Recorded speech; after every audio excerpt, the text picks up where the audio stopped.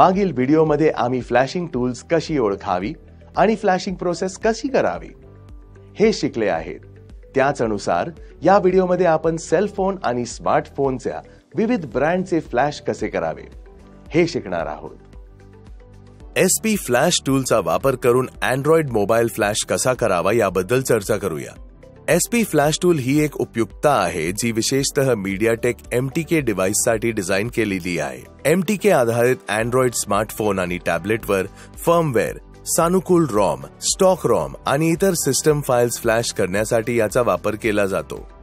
Step 1. आपला smartphone flash करण्यापूर्वी आपण संपर्क, फोटो, व्हिडिओ आणि दस्तऐवज यासारख्या सर्व महत्त्वाच्या डेटाचा बॅकअप घेतला असल्याची खात्री करा. फ्लॅशिंगमुळे आपले डिव्हाइसवरील काढून टाकण्यायोगी सर्व काही पुसून टाकू शकते. स्टेप 2.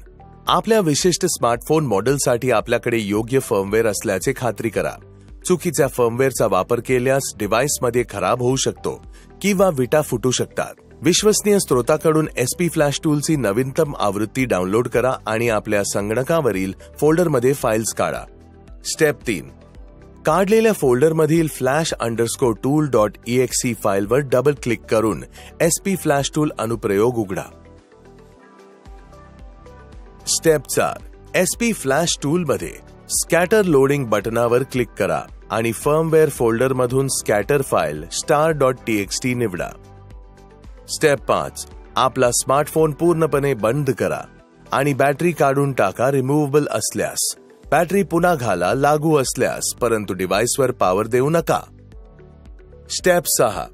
USB केबलचा वापर करून बूट लोडवर किंवा डाउनलोड मोड सक्षम करण्यासाठी व्हॉल्यूम डाऊन किंवा व्हॉल्यूम अप बटन डिव्हाइसवर अवलंबून दाबून आपला स्मार्टफोन कम्प्युटरशी कनेक्ट करा.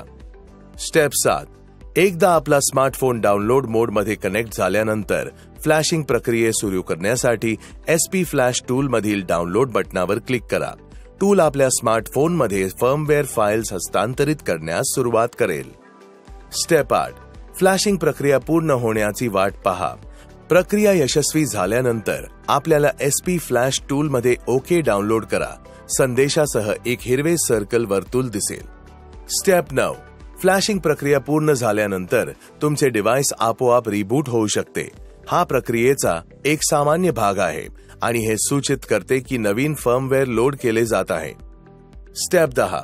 एकदा तुमचे डिव्हाइस रिबूट झाल्यानंतर बूट अॅनिमेशनचे निरीक्षण करा. जर बूट अॅनिमेशन कोणत्याही त्रुटी किंवा विकृतीशिवाय दिसेल असले तर फर्मवेअर यशस्वीरित्या फ्लॅश झाल्याचे हे चांगले संकेत आहे. स्टेप 11.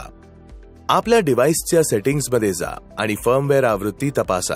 हे SP फ्लॅश टूल वापरून आपण फ्लॅश केलेल्या आवृत्तीशी जुळले पाहिजे.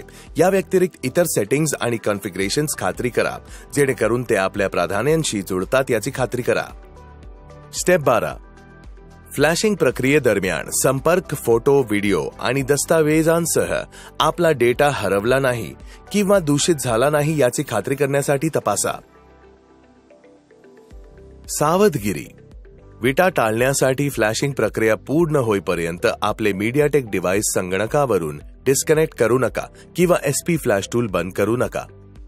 SP फ्लॅश टूलद्वारे प्रदान केलेल्या कोणत्याही चेतावणी किंवा सूचनांकडे बारकाईने लक्ष द्या आणि आपण आपल्या डिव्हाइससाठी योग्य फर्मवेअर आणि सेटिंग्ज वापरत असल्याचे खात्री घ्या. रिकॅप. या व्हिडिओमध्ये आपण SP फ्लॅश टूलचा वापर करून अँड्रॉइड मोबाईल फ्लॅश कसा करावा याबद्दल चर्चा केली आहे.